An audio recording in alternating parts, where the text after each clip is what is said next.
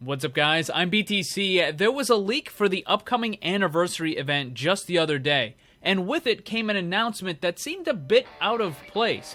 So that brings up the question, is Blizzard going to be getting rid of some of their older events and replacing them with new ones?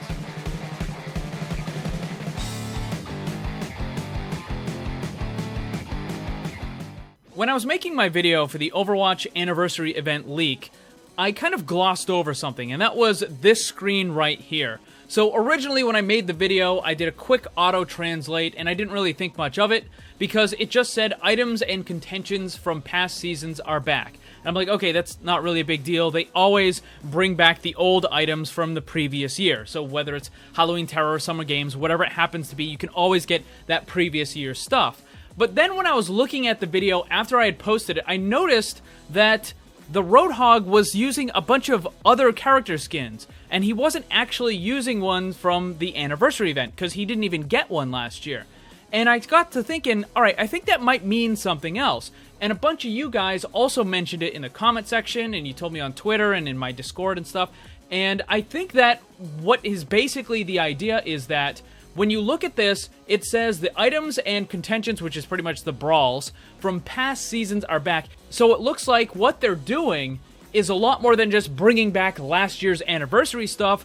It's going to be every single item from every event that Overwatch has ever had. So that brings up the question, well, why are they doing this? The simplest answer would be, well, they just want to give new players another opportunity to get some of the event stuff that they may have missed.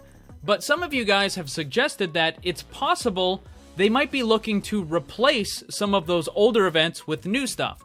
Because, let's face it, the first time you played Junkenstein's Revenge, it was pretty awesome.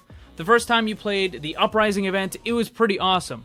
But when you have the same thing year after year, a lot of the excitement kind of drains away from it, right? Like, when I first played the Halloween Terror event, it was awesome. But the following year, I played the new, kind of updated, limitless version for a little bit, but that was it. I really didn't bother with it. This is something Blizzard would have a lot more insight about because they have the numbers. They can tell just how many people are participating in this seasonal event game modes, which is something that I just don't have access to. I know some of you guys think that I have like inside connections to Blizzard, but that's just not the case. All of the predictions and all of the guesses that I make about upcoming events, skins, heroes, all that stuff, that's just me. I don't have any inside connections at Blizzard at all. In fact, my communication with them and the Play Overwatch team is effectively zero. The point is, though, that they would have a really good idea whether or not people are still interested in the older game modes.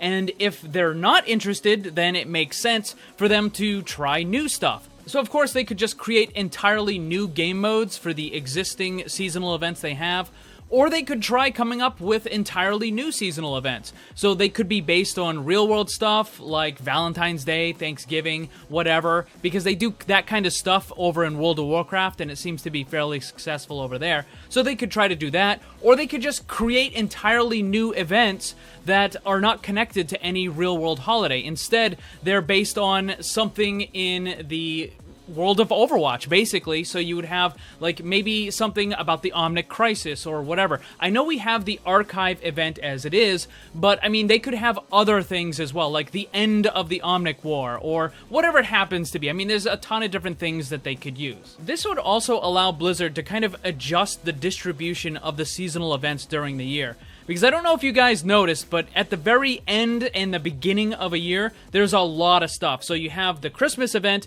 and then immediately following that, you have the Lunar New Year, and then almost immediately following that, you have the Archive event, and then almost immediately following that, you have the Anniversary event. So you've got 4 seasonal events, like bam, bam, bam, bam, bam, right in a row.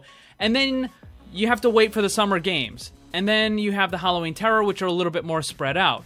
But there's, like, a very unevenness to the distribution of all of these events throughout the year, and it's because they're based on the real-world counterparts. So if Blizzard was going to kind of change this up a little bit, they could probably spread it out and make it a little more even. So that way you don't feel like, hey, didn't we just have an event? Like, didn't it just end? The only issue with creating entirely new events is that it takes significantly more effort than simply just reusing what you had last year. So let me give you an example. For the Halloween Terror, they already have the map made, they already have all the enemy omnics, they already have pretty much everything that they need. The game mode is already there, they can make whatever minor changes they want, but it's pretty low effort. Now compare that to something like Retribution. They had to create an entirely new map, make new animations, make new enemies. I mean, there was a ton of stuff that had to go into creating the Retribution event, as opposed to simply just redoing the Halloween event, right? We already know that they're going to be making a new and unique archive event every single year. And that's because they're using that as a mechanism in order to develop the story surrounding the game. But for the other events, you can't really expect them to make completely new stuff for all of them every single year. There's just way too much development time and resources that would have to go into that. So instead, what we might end up seeing is them starting to cycle things out. So maybe instead of having the Lunar New Year next year, instead we get like a Valentine's Day holiday. Or maybe instead of the Halloween Terror, we get something more related to Thanksgiving, kind of like the Harvest Festival, that sort of deal. So then you might ask, well, if I wasn't around during the Halloween events when they had that, how am I going to get those skins? And the answer seems to be with this leak. During the anniversary event, they're going to let you get absolutely everything from all previous events. So again, I don't know, a lot of this is kind of like just guessing, predictions, and what have you, but I think it's entirely possible because I do remember Jeff Kaplan talking about this thing in the past. He did say that they did plan on having recurring events every year, but not necessarily keeping that forever. So I think it is entirely possible that they might start cycling some of the events out. So what do you guys think about all this, and what specific events would you like to see for the new seasonal events if they do start cycling new stuff in? Let me know down in the comments. Thanks for watching. Make sure to check out my Discord server. Follow me on Twitch and Twitter. The links for that stuff are down below. And remember, always blame the controller, because it's never your fault. Also, special thanks to all my Patreon supporters for helping to make this all possible.